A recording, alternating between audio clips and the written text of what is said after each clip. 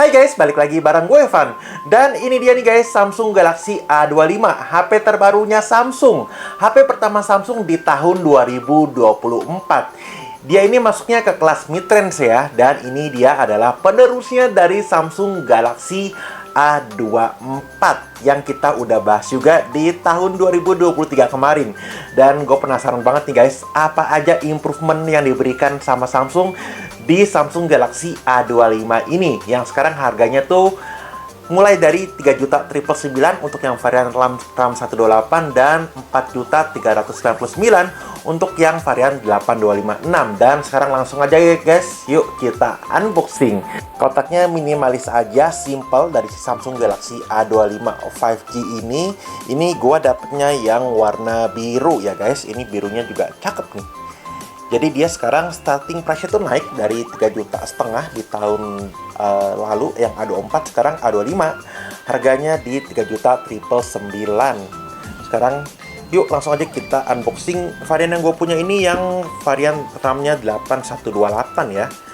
Tapi dia juga ada varian satu lagi yang RAM-nya 8256. Oke, sekarang langsung aja kita buka kotaknya. Jadi di tahun 2024 ini, di awal 2024 si Samsung langsung ngegas meluncurin dua HP terbarunya. Ada tiga. Ada Samsung Galaxy A25 5G yang ini, terus ada Samsung Galaxy A15 5G, dan ada Samsung Galaxy A15 yang versi LTE. Itu beda harganya sekitar mulai dari harga 2.800.000-an ya untuk yang A15 LTE, terus 3 jutaan, terus paling tinggi ini yang versi A25-nya. Tumben-tumben nih Samsungnya langsung ngegas di awal tahun ngerilis versi handphone mid-range-nya, padahal nggak lama lagi Samsung akan merilis si Samsung Galaxy S24 flagshipnya Samsung. Biasanya kan di tengah tahun nih, sekarang di awal tahun Samsung langsung ngegas ngerilis si versi untuk handphone kelas mid-range-nya. Dan kotaknya kayak gini, si Samsung Galaxy A25 ini kotaknya kita dapat kotak kayak gini. Terus di dalamnya lagi kita dapat kabel USB C to C.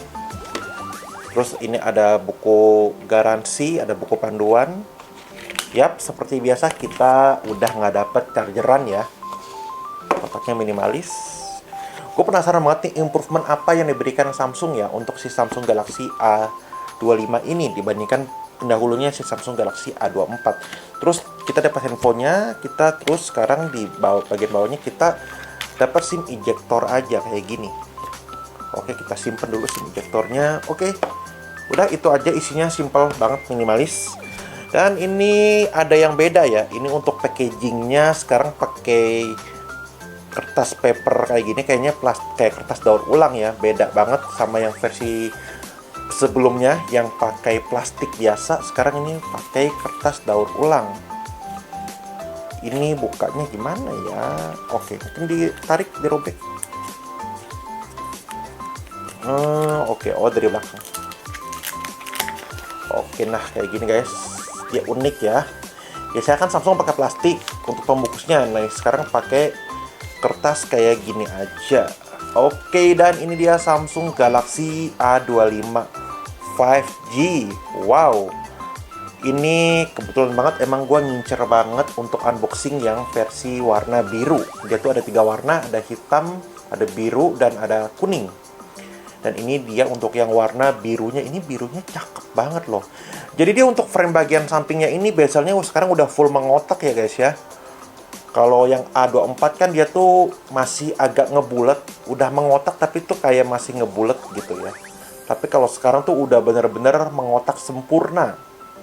Tuh, mungkin ini sebagai bisa bocoran ya, sebagai bocoran nanti Galaxy S24 akan seperti apa nih desain dari bezelnya nih yang akan full mengotak. Nah, tapi guys yang menarik banget sekarang di Galaxy A25, A15 juga, sekarang di bagian tombol sensor fingerprintnya, tombol powernya, dan tombol volumenya, ini tuh dia tuh ada kayak bagian terpisah gitu ya di framenya ya, yang ngebulet, yang kayak versi A24 kayak gini tuh.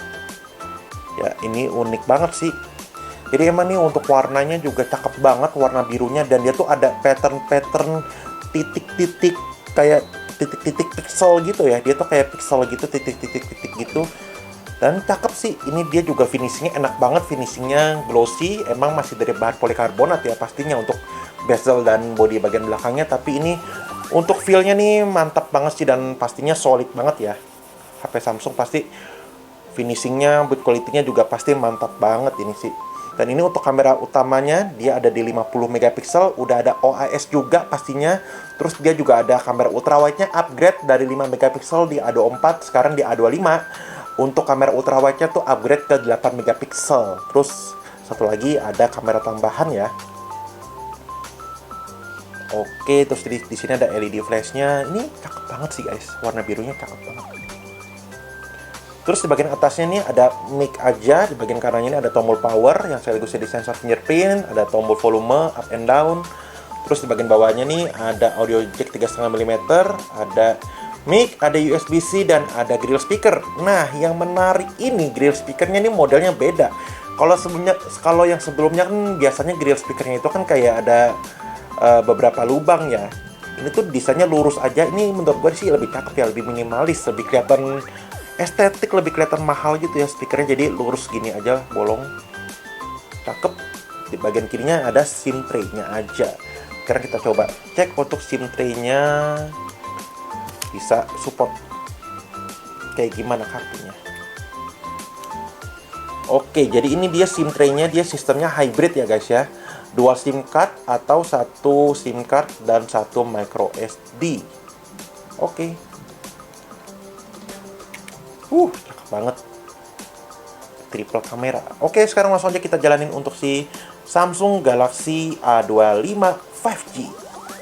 Oke guys, jadi ini dia tampilan awal dari Samsung Galaxy A25 5G setelah gue setup nih. Nah, dia ini punya layarnya di luasnya 6,5 inch dan udah punya refresh rate-nya di 120 Hz dengan resolusinya Full HD+. Nah, jenis layarnya ini juga udah Super AMOLED banget. Makanya untuk layarnya ini dia udah punya speknya itu yang top notch banget dan udah mantap banget. Gue sih nggak ada komplain ya ini dengan layarnya yang bener-bener cakep banget. Dan dia saat di outdoor dia tuh punya maksimal brightness-nya itu sampai 1000 nits. Makanya ini peningkatan yang cukup terasa dibandingkan pendahulunya si Samsung Galaxy A24 yang maksimalnya itu di 90 Hz kan ya tahun lalu. Tapi sekarang Samsung memberikan upgrade sampai di 120 Hz. Nah, hal pertama yang gua notice ini ya, emang sayangnya si Samsung Galaxy A25 5G ini masih punya notch Infinity U display kayak gini ya, sayang banget. Harusnya coba aja Samsung memberikan desain notch-nya ini punch hole ya, karena sekarang kan banyak ya HP-HP yang harganya bahkan lebih murah tapi bisa memberikan desain notch-nya udah desain punch hole yang di tengah-tengah layarnya. Tapi ya overall oke lah, karena dia membawa spek layarnya itu yang mantap banget. Terus bezel layarnya ini emang kalau kita lihat bezel layar di bagian bawahnya ini emang masih cukup tebal ya. Dan dia emang asimetris dengan bezel di bagian kiri, kanan, dan atas bawah. Jadi dia emang yang lebih tebal, yang paling tebal emang di bezel bagian paling bawah. Tapi untuk layarnya sendiri kualitasnya ini udah mantap banget, udah oke banget. Sekarang kita coba tes dulu untuk sensor respons fingerprint-nya ya, respon sensornya yang ada di bagian kanan. Dan ini guys, ini unik banget ya sensornya nih. Model tombol powernya dan tombol volumenya nih, desainnya tuh kayak gini, kayak beda gitu ya sama HP-HP lain. Desainnya nih unik banget. Sekarang coba kita tes langsung untuk sensornya, responnya. Ya, ini responnya cepet banget ya. Ini kayak bukan HP Samsung yang kelas mid-range. Biasanya seingat gue nggak secepat ini sih. Ini cepet banget. Baru gue tempelin dikit, udah langsung dia nge-unlock. Ya, ini responnya emang udah mantap banget. Dan hal pertama yang kita langsung notice tadi, selain bagian bezelnya yang emang masih tebal dan desain notch-nya yang masih agak jadul, dia nih udah pakai One UI versi terbaru, One UI-nya versi 6. Jadi emang kalau kita lihat tuh bagian control centernya dan bagian saat kita slide dari atas ke bawah untuk notification centernya juga udah beda total dengan One UI 5. Dan kita coba cek ini ya, One UI-nya udah versi terbaru, versi 6, mantap. Udah Android-nya dapat Android 14. Dan paling mantapnya lagi, dia juga udah dilengkapi dengan Samsung Knox version. Udah diproteksi dengan Samsung Knox. Ini udah kayak HP-HP flagshipnya Samsung ya. Dan yang paling menarik juga, ini satu-satunya mungkin di kelasnya ya, untuk handphone di harganya, yang bisa memberikan jaminan update software, major update Android software ya.